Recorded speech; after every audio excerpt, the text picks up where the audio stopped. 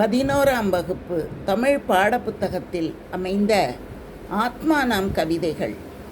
கேள்வி: காலை எழுந்ததும் இறை தேடத் துள்ளும் இவ்வனில் இரவு எங்கே உறங்குகிறது?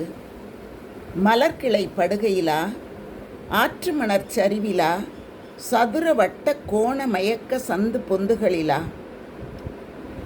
நிச்சயம் நூற்றுக்கணக்கில் இருக்கும் இவ்வணில்கள் ஒன்றல்ல, தம் குழந்தைத்தனமான முகங்களுடன் சிறு பிள்ளைகளுடன் அனுபவித்து உண்ணும் இவை தங்களை பற்றி என்ன கனவு காணும்?